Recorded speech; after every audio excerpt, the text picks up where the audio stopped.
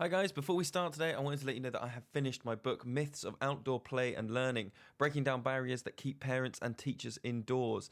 This is a book where I've compiled all of the ideas and the conversations that I regularly have with teachers. Things like foraging is dangerous, or setting up an outdoor space takes ages, or my personal favourite chapter in this book, behaviour management is harder outdoors. And in this book, I've unpicked all of those ideas so that hopefully anybody who's a bit reluctant or not quite sure about taking play and learning outside can read this book and can really be convinced to give it a go. You can find the book right now on Amazon. It's The Myths of Outdoor Play and Learning by Lewis Ames.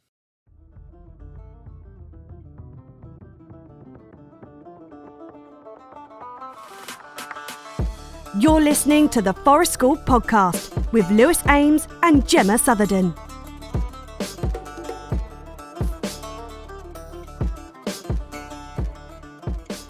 I was going to say something and then beep it out, but I won't. You know when we talk about something we have to beep out? Yes. Yeah, it's happened 2 or 3 times in nearly 100 episodes. 2 or 3? That's not too bad, is it? No. And mostly it's me going, oh, I said that thing. I spoke my truth at that time. It's Can you, remove my truth? It's because I do the editing and I have to remove what's been said. Or I'm going, that's not going to win us any favours. Right. That's not going to, we've got some... Or I just go into a dark hole and go, what did I say that I'm going to regret? Oh, no. I said that thing. Always said the thing. Which is impressive, isn't it? Because the crap that we leave in is so... People are like, you cut stuff out of this, do you? Really? Yeah. Are you sure? Why? Cut more out. Cut more of it out. Yeah. We're talking today. I'm just going to go right in. Just go in. Sorry.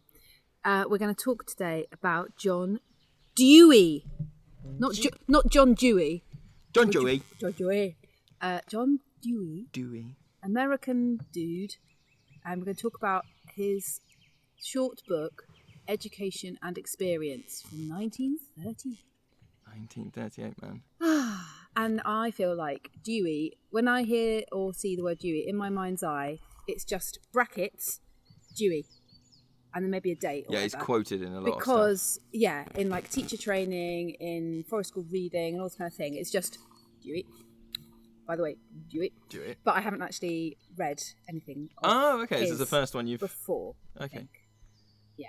That you're aware. That I'm aware of. That I remember. I probably did. It's probably read... been quoted in stuff and extensive. Yeah.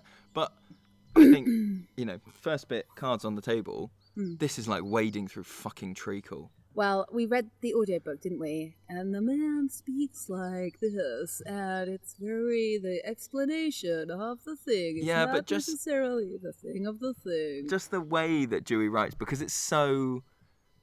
I think the reason it's quoted is because it's so condensed and so... It's almost like articulated down and down. It's like reduced, distilled. Distilled. And so you end up with this weird... These sentences that are like the contradiction of not necessarily the sum of all of its accentuations are the thing which may not or could have been. Exactly.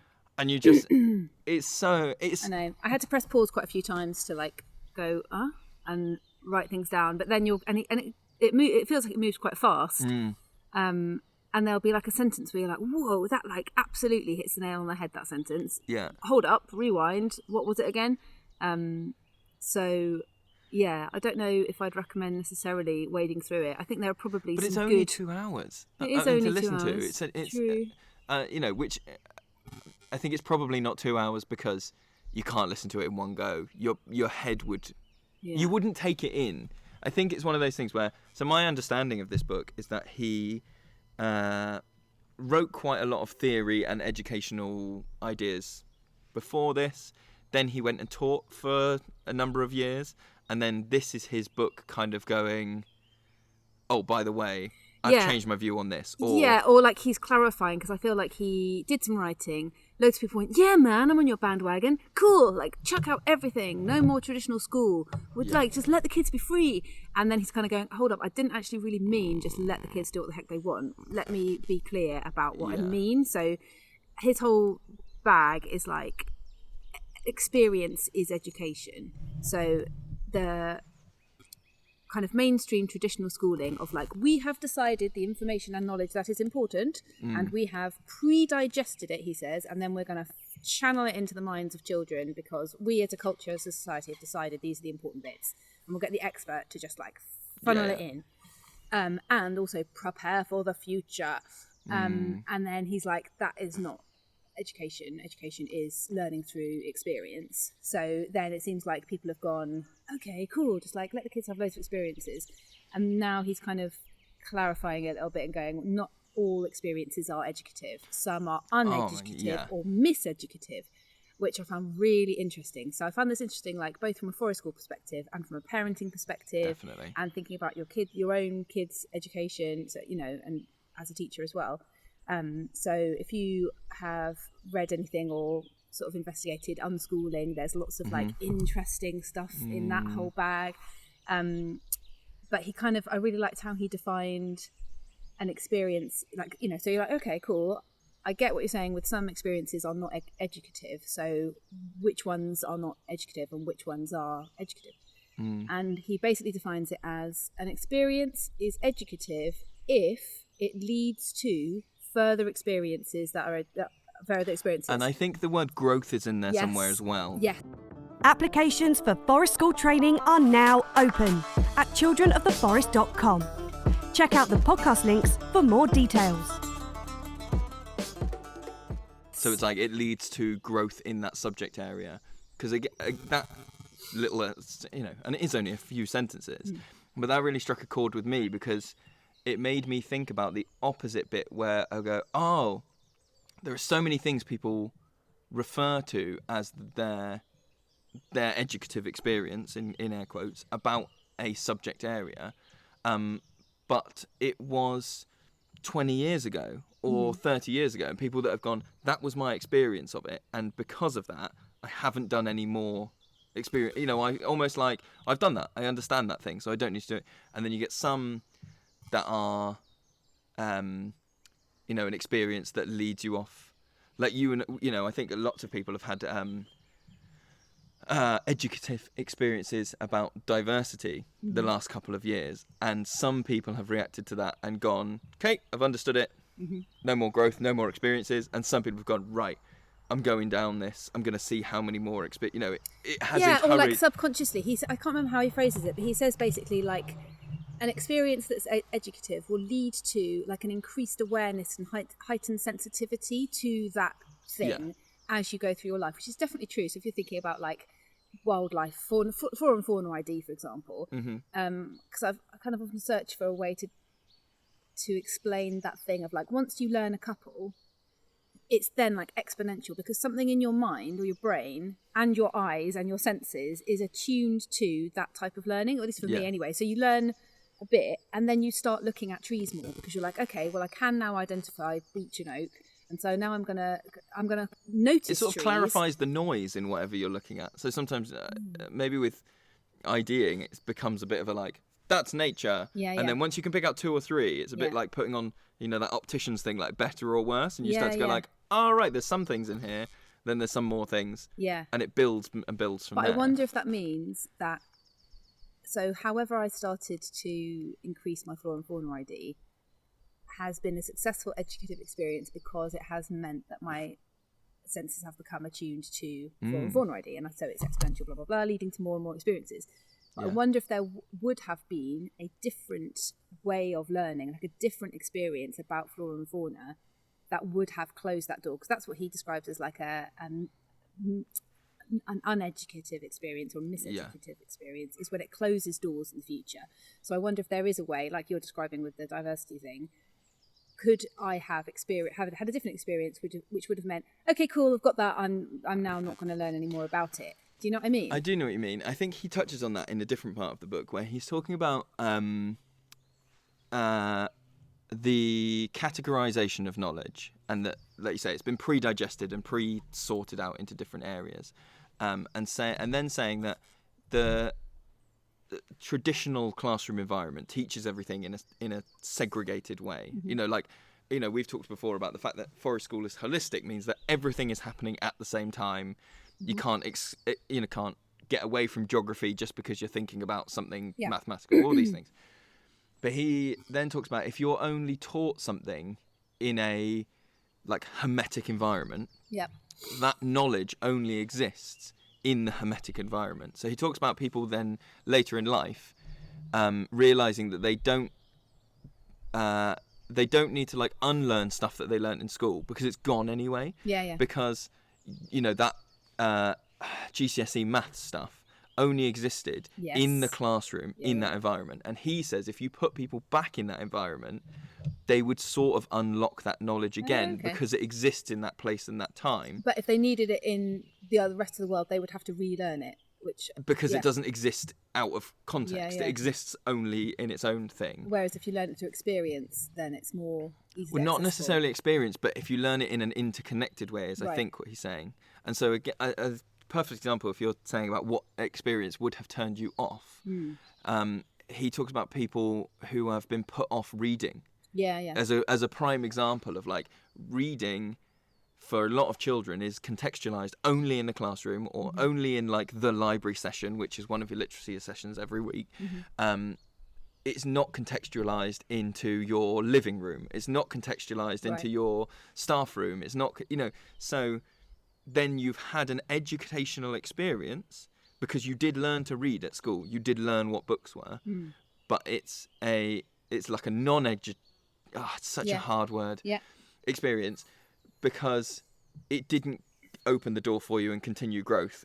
It shut the door firmly and went, reading is done. Yeah. No more experience is needed. I really like the way that he explained like miseducative experiences with using the analogy of somebody who has lots of experience at robbing, like somebody who like steals, and so they get more experience of stealing, and therefore they get way better at stealing, and they get more experience of stealing. And he said like bigger and bigger crimes. Yeah, and I liked the fact that he doesn't necessarily go, well, it's our society's moral view that decides what's educative or not. You can take away all of the morals and all of the judgments and all of the opinions and literally define it as, but is that experience leading to further experiences and growth potential? Yeah. Well, no, it isn't, because if you are involved in the world of stealing, then you're probably going to get caught, you're probably going to end up in jail, and, it's going to restrict your life in other ways. So it's not even about moral judgment. So that's really useful if you're thinking about, like, let's go video games, for example, because that is a real contentious issue. And, like, I wonder what he would have said about that, writing in 1938. So, so if you go, my kid is playing video games every spare second of the day, and you might feel fine with that, or you might fly into a panic about that.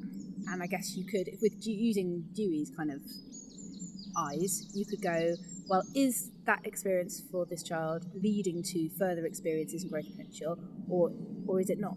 And only you know your child, you know what else is going on in their life. Is it that actually that is going to open doors for them in all kinds of ways further down the line, whether it be like social experiences? 'Cause that's the other thing, is he's not just talking about academic learning, is he's talking about like social stuff and all the rest of it. So, or is it closing doors for that child so that it's going to end in a kind of dead end of nothingness? And I think that is kind of what people worry about. There's a really interesting, just to jump, because we've mentioned games, and there was a bit, I don't know if it jumped out to you, talking about submitting to different wills and how games and children's play are involved in those. So I'll try and summarize it. So he's talking about how when children are playing games collaboratively, team games, chasing games, whatever it is, board games, that they are all playing. The rules are the game. You can't play the game without the rules. If the rules get broken, the game is done. They exist. Yeah, or the game changes. Yeah. Or the game changes. Yeah, that game. Yeah. Anyway, and he then talks about how the children playing the game are never, when they become upset, they're not upset about the rule. They're upset about perceived infringement of a rule, or that someone is exerting their will over them, and saying that when children are like, by all definitions playing a game, that they don't necessarily consider themselves to be submitting to the game's rules or the game's will, But when you go into like a autocratic scenario, like a classroom or like a I'm the football coach and doing whatever, then you perceive it differently because it's that person's will and I am submitting to it. Mm-hmm. And he's saying that you can never have, he talks about you can never have authentic control if it is a will controlling people rather than the rules controlling people, mm-hmm. which is interesting in itself. But he also then, and I think this is a great one, he says, external control doesn't develop self-control. Right. That to me is that is distilled so much of everything. External control doesn't develop self-control. Yeah. Yeah. Well, I thought, do you remember we did a podcast on democratic play? Yes. With it was a Peter Gray article that we were discussing, and it's also come up in this play cycle book that I'm reading at the moment that we'll pod about in future, which is that play is political in terms. So that analogy of children playing a game, and there are the rules of the game, and the rules might change, and children might discuss that the rules are going to change, or the game might shift because somebody decides that the rules should be different or whatever. And sometimes that's fine, and it just changes. And children, I think Dewey even talks about children kind of becoming submissive a bit in the game and not minding that because they're just playing with like power and control and stuff, and somebody does lead a bit, but the minute that somebody becomes bossy, in air quotes, that is when, you know, people walk off and go, I don't like it anymore.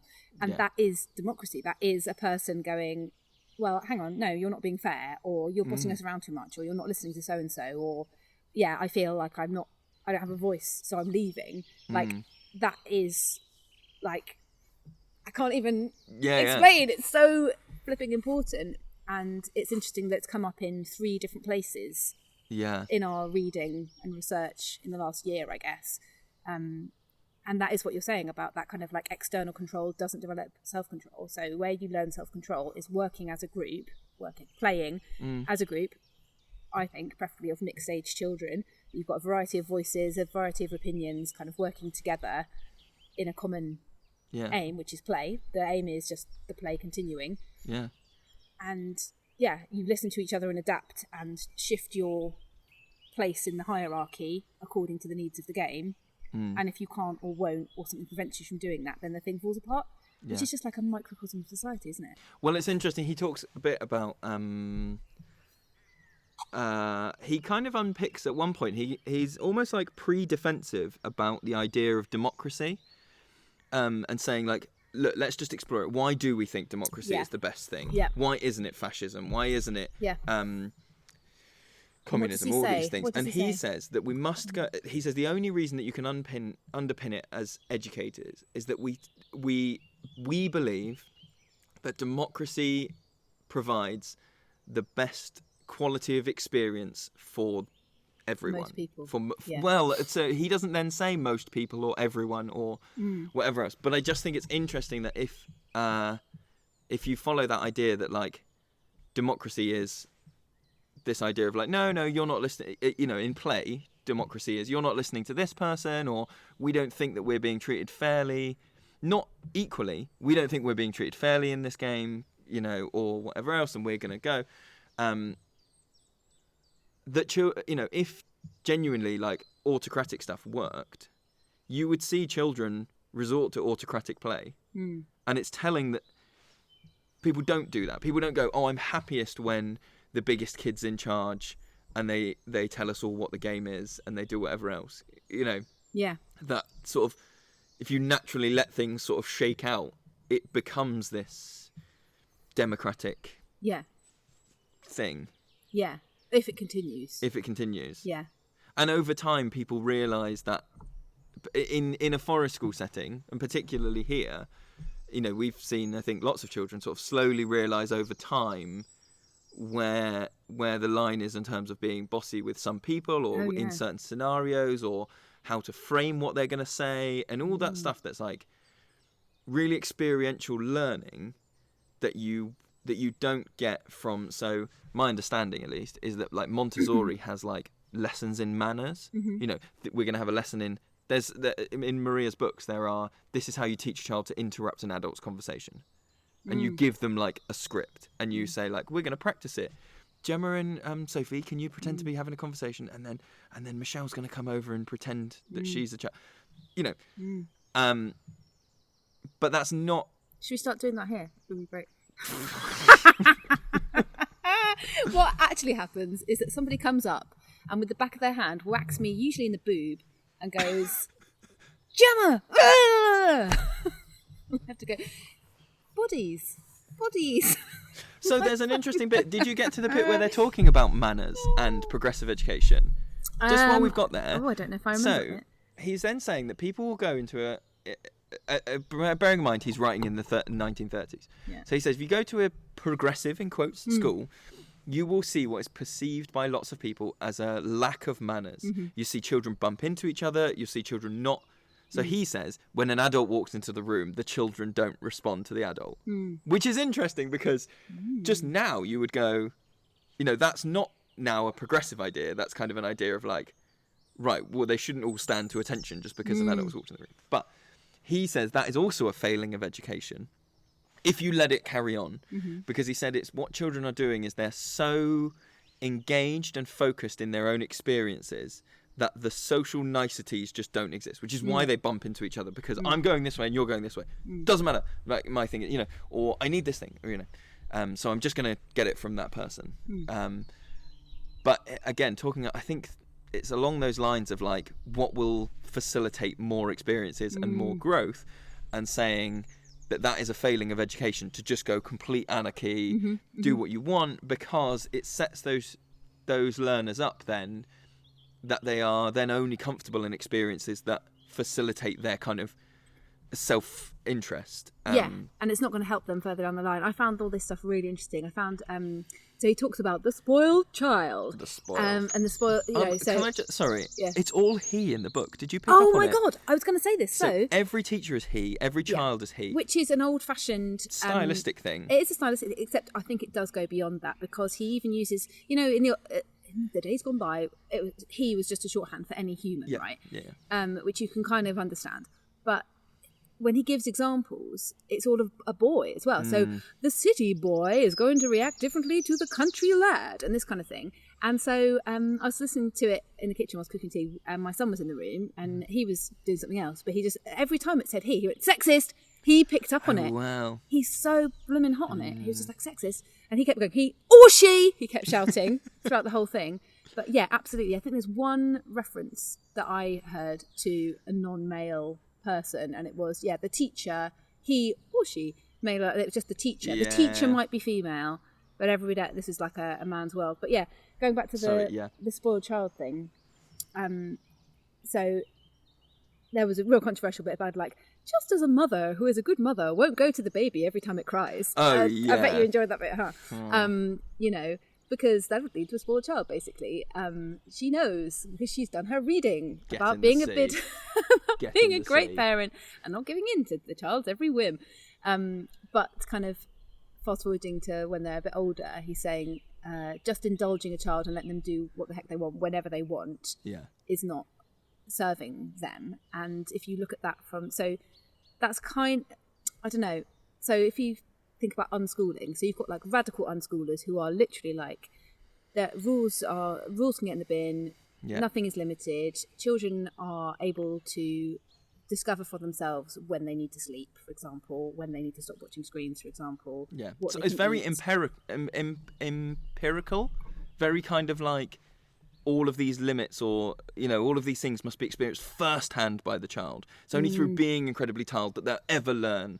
That whatever. Which Dewey says the opposite, doesn't he? He says basically that to do that is not serving the child, because you are an adult and you have the maturity and the level of experience to lend that child and to share with them. So you're kind of setting them up to fail if you don't. So he's trying to define not being really didactic, really like, you do what I say because I say so, of traditional schooling, but not also go anarchy, let the kids do whatever they want. It's like a kind of sweet spot of, well, you are an adult and you have lived through that, so give that kind of experience and that knowledge kind of as a gift rather than I mean, he doesn't phrase it like that, but that's kind of how I've taken it. Do you know what I mean? I do. It kind of... So we both said this morning when we got in, we had to get the microphones out really quickly because one of the things that struck both of us is the book starts with him talking about educational philosophies that define themselves by opposition. So by and the example would be just educational ideas that go, we're not this, we're not a classroom, we're not we don't do grades, we don't do whatever. And he says that in some ways that is he doesn't necessarily use it in these words, but kind of like cheap, lazy, because you're not ever asking yourself the hard question of what experience do you value, or what are you providing, because you just are constantly going, well, I'm not this, I'm not this. Yeah, I'm not going to have rules. I'm not going to impose my will on the child. I'm not going to do this. And not to unpick it in any more than just like, well, rules exist in this scenario, so I'm going to be counter it by doing whatever else. And it's being like really reactionary and responsive instead of like taking action and really... And I think that is interesting. That is somewhere that Forest School as a movement can veer into. Oh, definitely. And I have been as guilty of it as anybody else. You know, you get a bit of experience under your wings and you kind of go, I'm going to sell my Forest School as like, we're not a classroom, and the best classrooms don't have walls, and that kind of thing. Or, we're not. Yeah, and that like the online argument that happens every blinking day about like child-led. What does it really mean to be child-led? Can somebody give me some ideas about how to do the topic of Vikings, and like the pile-on of like, actually you'll find that Forest School isn't about Vikings and topics, it's about child-led stuff, it's not Forest School, blah, blah, blah. Those kind of but not explaining what it is, what it is just instead. Going, it's not curriculum, Exactly. rather than going, we've got, and I think you and I, over the years that we've been doing this, we maybe started in that place of we know what we don't want to be, and that's okay. And then over time have started to go, I think we do know what we do want to be, though. And so we've got these things that are kind of underpinning it. And that's kind of, I guess, so when you're doing your level 3 training and you do your handbook and you have to write your ethos. And so I think that's a really important thing to maybe like revisit a few years after you've done your training. So when you're thinking about your ethos, really trying to distill within the Forest School principles and understanding those. Beyond that, what is your personal ethos? What do you want to promote? What aims do you have? Yeah. I liked the bit he said about so going back to kind of not just having anarchy, but also not having like top-down control. He's talking about educators with their kind of maturity and additional life experience, like basically kind of curating the opportunities and experiences for the learners. So always looking for the potential to provide experiences that promote growth, which is way harder, he says, than being a teacher in a traditional classroom. Way harder.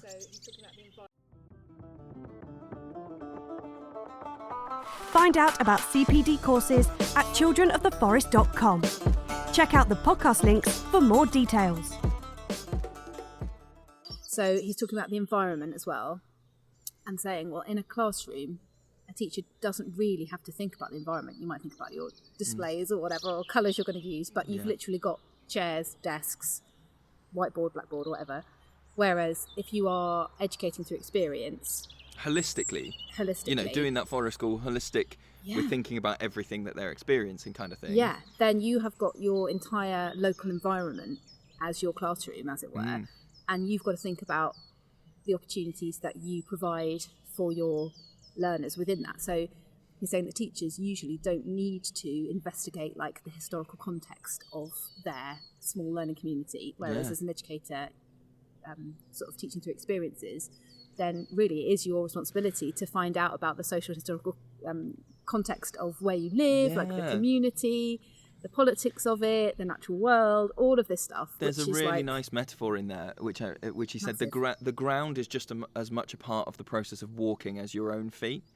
Yeah. And I really like that, because if you talk to... It sort of clarified it for me, because that idea of like, walking, and I only thought, I would have thought walking is feet, legs, moving, all this stuff. But the ground is that, the ground is as much a part of that. And so he's kind of saying that, like, if the experience and opportunities is your legs and walking, you need to know what you're walking onto. You need to know what you're putting these things on.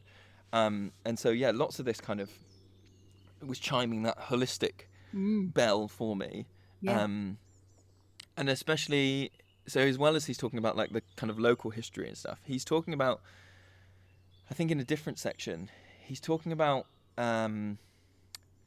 needing to know, like, how the thing is going to land. We talk about, if you want to do an activity like with a tool, and we talk about not just are you physically ready, are you emotionally ready? What's your breakfast been like? What have all these things been like? And saying that, like, that's one of the key parts of progressive education for him, is saying, like, considering all these things, and that, like, a classroom teacher isn't doing that because they just go, the experience is the lesson plan, everything else is kind of... Yeah, I don't have to think about where that student is right now. Or well, that he said, I think, I could be paraphrasing badly here, but I think part of what he's saying is that you sort of curate this lesson, and in a non-holistic environment, you've got that bell curve thing where it sits really nicely for some who have the framework they've had up to now. Most children will. Yeah, well, he's saying that it links in a framework that some children already have. So that, it's only one step on for them, or it links to experience they've already had. But there's children, if you're looking at it in a 2D way, there's children either side of that who can't connect that to their framework. And like we were saying about, you notice 2 plants and then it's exponential. But also, that thing of, and I know this as a teacher, I would sit there and I don't know why it never clicked for me, but reading it in Dewey has made it kind of go, that thing where teachers get very frustrated when you go, you could do this yesterday in maths. Why, like, can you calculate the circumference of this circle? And then you do something in an art lesson and they go, how big does the circle need to be? And you go, well, you could do this yesterday in the thing. And what you should realise is, like, they haven't learned anything. They've learned in the context of the maths lesson. That's how dogs learn. So dogs can learn... I mean, that is a big swipe at the education system, but carry on. But they can't change context. You have to really, really, really train them. So if you're trying to train them, for example, to leave something, because you don't want them to eat it, so you'll do a training like, I'm going to drop a bit of chicken on the floor of the kitchen, and you will say, leave it, and they won't eat it until you go, yes, and then you can... And then you're trying to build the skill that if they find some junk when you're out for a walk, they don't just eat it and make themselves ill. Right. But they won't, even if the conditions are the same, as in you're walking on the same side no of them, episodic memory. You can't go leave it when you're outside in the garden, because leave it is in the kitchen. Like, that's so you have to do it in loads of different So circumference is in the maths lesson. Yeah. Circumference isn't in the art lesson. I might have got that wrong, but that's what I'm quite a relatively new dog owner, but from the stuff I've read, that's the thing.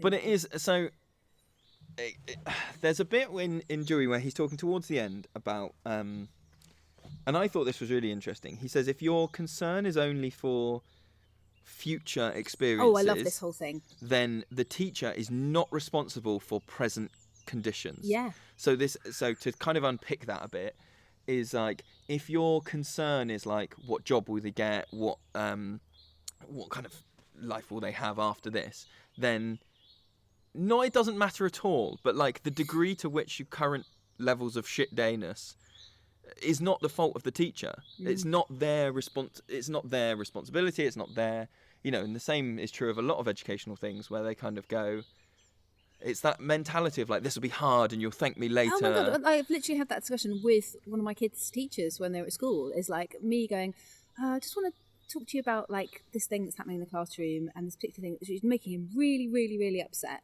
And the teacher's response was, I don't necessarily blame the teacher, because I'm sure this was like a top-down thing. All classes are doing this right now. Yeah. But literally their response to me explaining the real levels of, like, sadness and discomfort that was happening, my child, was, sometimes it is just really good to just do something that's really hard and unpleasant and then just go out and play with your friends. It's like, what, really? When you're 4? Like, sorry, I don't buy that. And that's exactly as you're describing. And that whole thing, if you spend the entire present preparing for a future, which is totally unknown, and this is the thing about schools, isn't it? Like the whole argument that people say of we spend our time like preparing our young people for a future that none of us can possibly imagine. Like we don't know what jobs are going to exist. We don't know how day-to-day life will be in the future. So if you're doing that, you're just like not acknowledging the present and living in this like never. It doesn't make any sense. I thought it was interesting. Have you read? It's on my list to read, but I've sort of seen some synopsis and talked to people about it. The Body Remembers. Yeah, that's on my list too. Okay, so my understanding, and I would like to read it properly, is that it's this idea of like trauma living in you, but also like generationally living through you and all this stuff. It's all epigenetics. Epigenetics, lovely. So then that got my brain ticking on this idea of kind of, understanding where the learner is in terms of how is your experience curation going to be received, knowing what their breakfast is going to be, knowing what their past experience, we've got some children that come to our groups that's been super helpful to know what their past experiences have been because they're, very atypical, and you go, okay, that informs so much that I wouldn't have got if you'd just gone, they're this old and they enjoy this thing, right? And I'm wondering about this idea of like, if you're teaching, and so like we're saying, I'm basically trying to work out how much you need to know if epigenetics is as big a thing as it's looking like it is, whether you need to know like family trauma curate a literacy lesson. Just to go like, okay, this person comes from a social group that have historically done X, Y, and Z, or have been through this in the last 100 years. So when I do this kind of thing, I need to frame it in this, which is so hard. And that's the thing where I think, again, people might go, oh, forest school leader, that thing of like, what are you doing? But if you're genuinely engaging with all of this stuff, and then you get there and you go, look, I've just let them do this and let them experience it because I spent ages behind the scenes making the puppets, doing the backdrop, setting this all, putting this thing here, so that then I can go, I've considered so much. Well, I had the same queries as a secondary school teacher, especially early on in my journey in my first job, and teaching drama in all boys in a London comprehensive, and sort of you were chatting in the staff room about like, oh, so I'm a bit concerned about them because in this lesson this happened, and I'm just wondering. And people go, oh yeah, well Dad's in prison, and like you read their file, like you just go and you were able to go and read their file and find out as much of this stuff as you wanted to. And so early on in my journey, I did do a bit of that, and I did speak with like the full-time member of staff who was like the family liaison officer, knew everything about everyone, did special programs for the boys whose family members were in prison. And I just got so emotionally bogged down by it. And also, I felt like I was straitjacketed by the system in which I was teaching, which meant that I couldn't vary my provision considering it was the worse trauma to know, background. Exactly, because all I could do, so I still had to operate in the confines of the classroom, the curriculum, the GCSE syllabus, the management system of the school. So even if I'd had the time, for example, to read about trauma-informed practice, to learn about therapeutic strategies, which I didn't have the time to do, but even if I had, or even if I could kind of instinctively, which I think I could have done, go, my gut feeling is telling me here that these kids need X, Y, Z. I couldn't have done it to the extent that I would have wanted to do it within those confines. So all it left me with was a hideous sense of guilt and emotional response to this child when I saw them, which meant that it wasn't serving that child. And that's why I kind of stopped doing it, because I was like, basically, I am reacting in a more emotional way to the behaviour of said student, which means that maybe I'm less likely to give them a detention for forgetting their homework. Right. Or it means I'm treating them differently, and I spoke with my colleagues about this, and they were like, that isn't serving the student, because the system isn't going to bend for them. And for a lot of these children, like the school is the safe place for this. This is the controversial bit. the school is the kind of safe place for them because they know what's going to happen. They know what the consequences are. Whereas when they walk out the door, life is chaos. Life is completely unpredictable. They don't know what's going to happen if they behave a certain way. So if you start bending the rules for those students that you know have a really flipping hard time and have this history of trauma, then you're kind of setting them up for failure because you're breaking down that system of them knowing what's going to happen. And other teachers might not know all this information about them or react in the same way. Do you know what I mean? So I was like, it's just flipping massive. That's heavy. Isn't it? It's really heavy. Yeah. So I just kind of stopped doing it. But I still remember the students that I felt needed something different. And that was, I can't remember how many years ago. Yeah. And refugee children and just, and there's just not enough stuff in teacher training about that kind of thing, definitely. And we want to read some more about this, don't we? I sent you a message about. Yeah. Anyway, we've gone kind of off. What was I going to say? I was going to say something else. I don't know. What was it? It was something about whether you could. Doing that kind of background. Yeah. Research. That seems like the wrong understanding. Word. Understanding. Finding out. Empathy. Finding out the group. And I'm sure there are kind of strategies and techniques that we are able to do in Forest School and that we probably do that kind of serve everybody. Do you know what I mean? So you have some members of a group who have experienced trauma. Mm-hmm.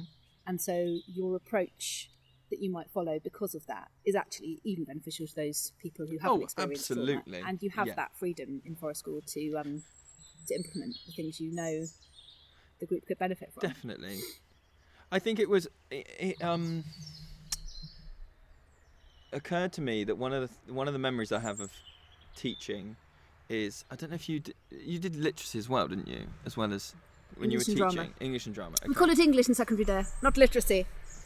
I done writing. I done writing, that's how in primary, right? We do letters and sounds. Yeah, I did English and drama and then some one-to-one English language teaching and some I was a cover person for a while. That was the most fun. Okay, so did you do in secondary, we used to do in primary, a thing called elicitation exercises? Yeah, it's part of year 9 sats, I think, like a skill. It's like a skill thing, like eliciting. Oh, in GCSE. Okay, so in primary, the way it was, or at least in where I worked, the way it was used was the end of the half term, you would for some reason go at the worst possible time in terms of their mental energy.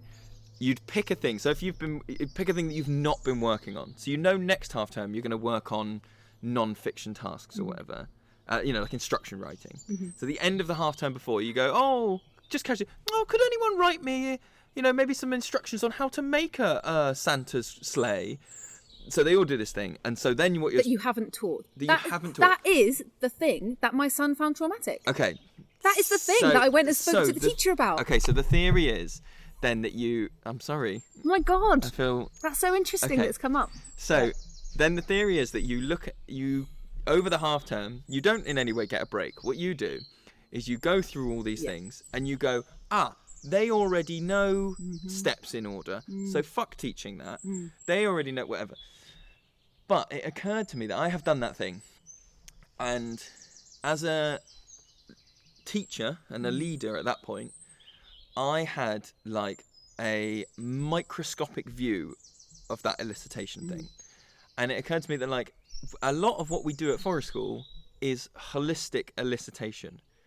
So when I was thinking about the literacy thing, I was thinking you get it out, and if I had those pieces of writing now, I would probably look at them and go, Jesus, you've got some real stuff going on about animals. You've got some real stuff going on about power in yours. This person's writing, but that wasn't what I did. I'm just reading it and going, fucking full stops again, isn't it? We've got to do full stops again. Jesus Christ, kids. Yes. So until it becomes a safeguarding concern, in which case it's fill out the form and put it in the pigeonhole. But until it reaches that level, you just don't have time to deal with that necessarily. But you're very blinkered in terms of and that thing we were talking about, maths only exists in the maths lesson. You're looking at this elicitation task, and there's so much information you could get from it, but I was only looking for one thing. Oh yeah. Whereas I think everything we do here is essentially elicitation. So when we go, and I don't know whether we've done this consciously, but when we sit round with most of the groups and at the start, and we do something casual to kind of just check in. How, what's the best breakfast, or how did what woke you up this morning, so we can go around and see where people are. And then, which is elicitation, right? And we're not just getting like, okay, Michael has had Weetabix, information input. You're going, he said that quietly. He looked at this person. He did this thing. Yeah. So you're like holistically eliciting. Then we normally go for big game, wide game, something energetic. I'm going to come out and be a character. And again, all it is me going constantly, I'm eliciting. I want every bit of information I can get from you. So if you don't make eye contact with me, I don't mean you. If you don't make eye contact with me, I also could take stuff from it. But do you know what I mean? It's all elicitation, but we're eliciting holistically. And I just thought that's something that Forest School's really got going for it, is holistic elicitation constantly. And that constant observation thing, that you're not doing it every half term, you're not doing it just with a lens of, and that's where I find it interesting, this idea of like curriculums, because I think even things like a bushcraft curriculum or a firelighting curriculum, something where you go, that can have a place, but you need to be aware that is blinkering your observations. That is, it's like funneling your focus, funneling your focus down to a really fine point. And therefore, depending on how much you let it, because you can always come in and out with that. But it's what you're looking for, isn't it? Yeah. You'll find what you look for. Or, what was... one of my children was reading me a bit of the Star Wars annual today, and it was, your focus defines your present. Holy... Yeah, so it's the Force. But that is mindfulness, isn't it? It's what you focus on is what you experience. Yeah. So if you are focused and CBT stuff is, kind of... Yeah. So if you're going, okay, well, these guys are firelighting level 3, that means they can independently do the bloody-bloody blah. I should be looking to see if any of them can do this thing. So then maybe, because of your focus, because you're only focused on those things, then maybe they're only focused on those things. So maybe then you're shutting down, for example, opportunities for recapitulative play where they are stamping around the fire, chanting. Do you know what? I hadn't considered that you would then impart that onto them. I think because you will be talking about that, wouldn't you? So you would be going, you're doing it. You're doing the thing. Or you might even set up the task with, last time we used, cotton wool, or it's this time we're going to use some natural tinder, so let's see if we can do it with natural tinder. So the way that you're framing the activity is also going to affect how they view the activity. But that kind of links with what I found quite a thought-provoking element of Dewey, was the thing about experiences being in a continuum.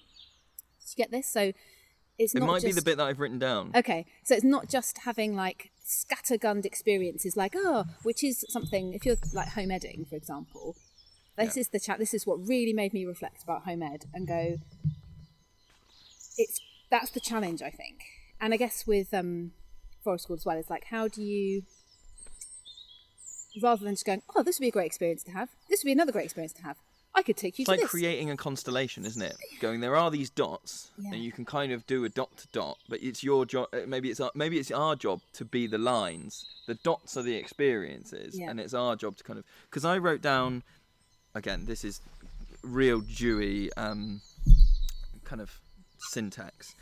There is no truth in the idea that some subjects or knowledge have educational value in and of themselves. So he is there talking about this idea that there isn't any one piece of content, knowledge, idea, anything that is like in and of itself useful. All it is like some things are useful when they can relate back to your past experiences or your future experiences or your present experiences, but there isn't anything that you go, regardless of this, regardless of where you are, regardless of where what you're experiencing, this is beneficial, this knowledge is beneficial. And just kind of thinking about that, and kind of, which isn't the way that a lot of education systems work, where they've decided, again, like a curriculum, and that doesn't necessarily mean state here we have the national curriculum, but you also have a Steiner curriculum. Yeah. You also have a Montessori curriculum. And Forest School not having a curriculum means that I don't think we necessarily, maybe you could argue that the natural world and the knowledge of, that nature knowledge is part of Forest School, but it's not in any way defined as like, or anywhere I've seen at least, defined as like, that is valuable to children everywhere, regardless if they're in the inner city London or the Highlands of Scotland or the middle of South America. Forest School doesn't have that. It because it's kind of learner centered. It means that you're forever going, what is the most useful thing? What is a useful thing that I can give you right now? Support the podcast today by becoming a Patreon member at childrenoftheforest.com. Check out the podcast links for more details.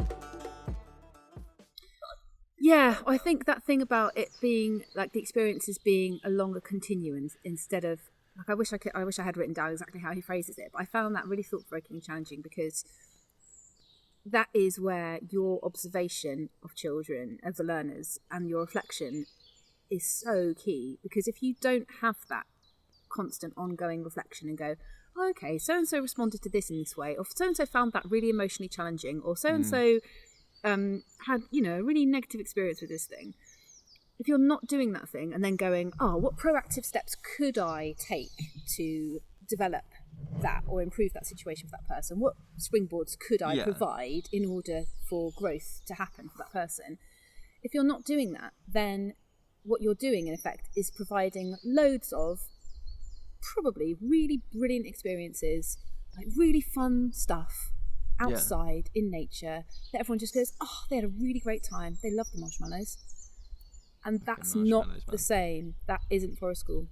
And that's, do you know what I mean? And that's the really challenging part. And that's why he says, like, being an educator in the more progressive sense that he is saying is good is way more challenging than being a teacher in a classroom, because the responsibility is on you to curate the experiences and to decide their value. That's one of the really interesting things. Is like in a I mean, we're doing that. This is the different thing. This is the difficult thing about like Dewey's work being like, don't just define yourself by what you're not. Actually, have a have a progressive idea.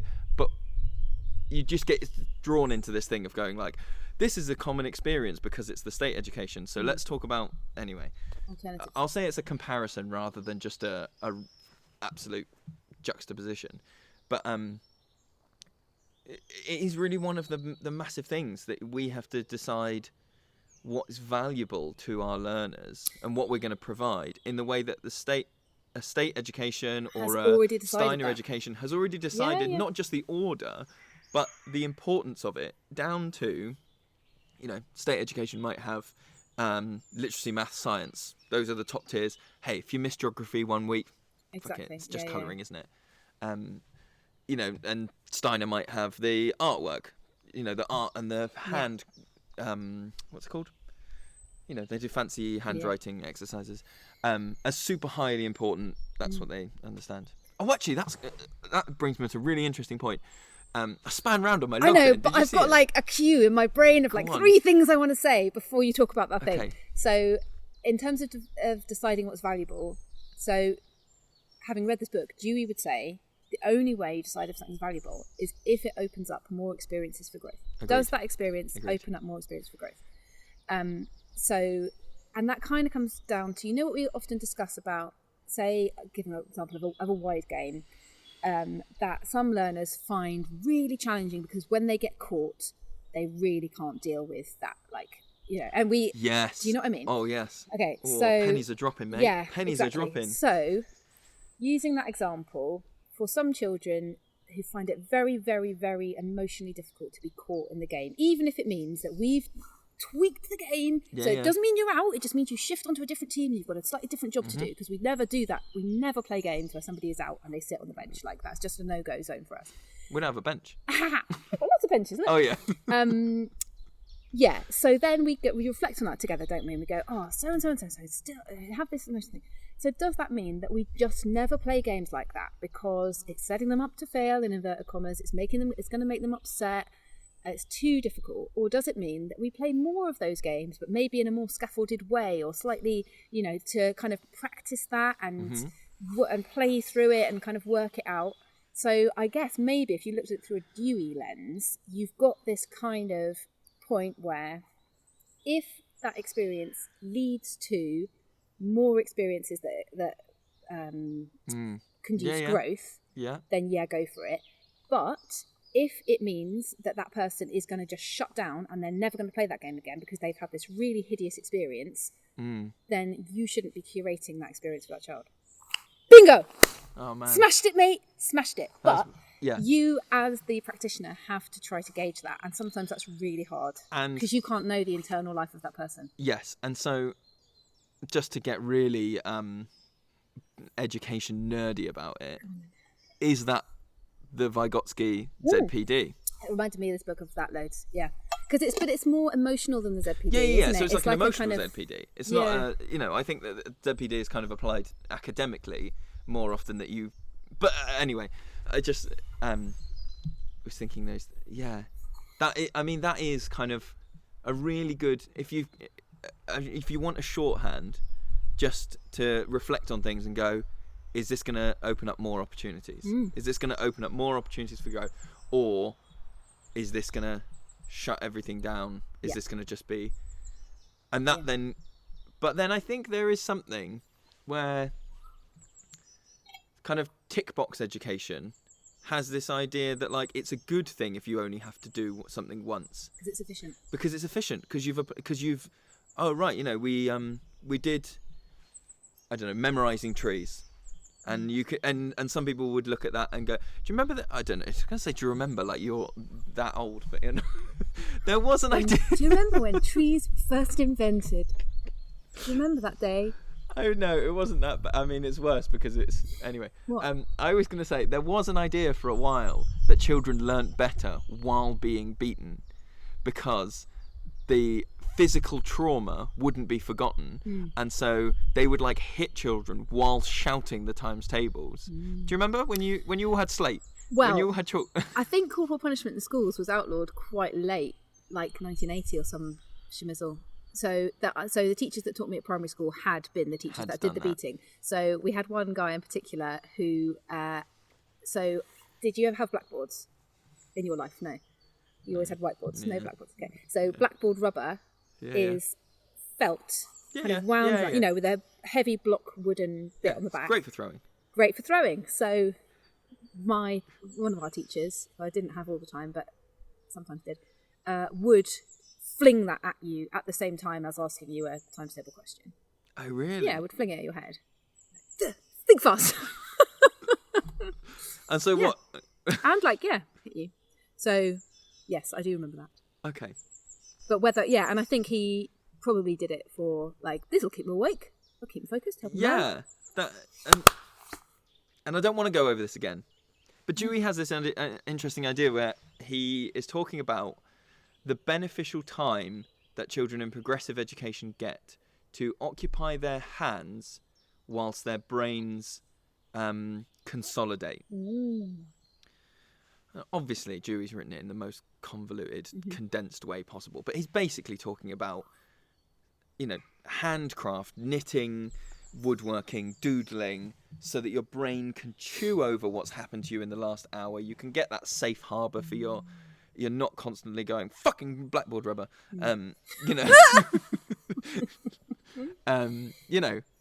which I think, again, is something that, because Forest School is holistic, we've got this advantage of being, that's again a value judgment of us going, providing something, what's the word? Low, come Attention? On. No, I don't know. No, it's a neurodiversity thing. Low stimulus. Low arousal. Low arousal, that's the word, thank you. Low arousal for all the children, not just like, oh, that child will need the thing. Like, they all need some low arousal time after something traumatic has happened. We had it the other day, didn't we? We had like the biggest emotional blow up that we've had in some time, and and then afterwards it was kind of like, okay, let's just like not because you could have met that. It took me a while to remember what it was then, and I was like, oh yeah, I know, I remember now. Yeah. But we could have met that with like a real distraction high, like, okay, let's go. Let's not be sad about this. Let's not get angry at each other. Let's all play a game. It's time for PE. Off we go. Like we're going to, but actually I think we both kind of went, okay, this needs to kind of land. And there's some low energy stuff that means people can build some bridges back up. And actually, handwork. Handwork. That was my that's what I find really interesting about this. Because if you're an incredible practitioner like us, just like the best flipping practitioner in the universe, like couldn't be better in any way, just naturally, like, I'm sorry you're born like it, you can't become us. But what I find interesting is that maybe they're born with it. Maybe it's forest. When you do something subconsciously, instinctively, like there's been a big blow up, do you know what? We haven't done any like 5-fingered weaving for ages. I'm just going to get the wool out, and nothing that anyone has said has made me think of that. It's just like ping, and actually then you read a theory that it ties in with. You're like, oh my god, yeah, I did that. I'm fucking amazing. Ooh. Well, I think it's something. You and I have talked before about having that like an internal barometer where we look at each other and go, it's going to rain in a minute.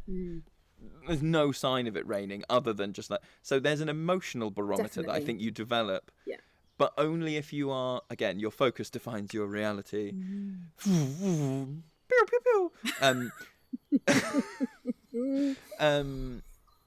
That you only develop if you are focused on holistic social and emotional stuff. If you are only focused on academic learning, outcomes of any type, then they haven't all made their wood cookie. Oh man, they haven't all done it. So I just need to focus on getting them through the sawing and the drilling. But it is that it's an interesting thing, isn't it? I think I would recommend that people read this book. I would too, because listen to us waffling about it, and it is, I would say, like it's challenged. It's challenged me. It hasn't just been one of those texts that we read. Which is impressive for a nearly 100-year-old book. I thought you were going to say for a 100-year-old woman. Yeah. I always think that you're a bit challenged. Shut it. Yes, because sometimes we read things, don't we? And we just go, yeah, and that's true, because blah. Yeah. It definitely defines my little... It's very easy to read things that you agree with, and very easy to... Chimes with my echo chamber, definitely. Yeah. Whereas this is a little bit like, oh, okay. Yeah. Yeah. It's kind of...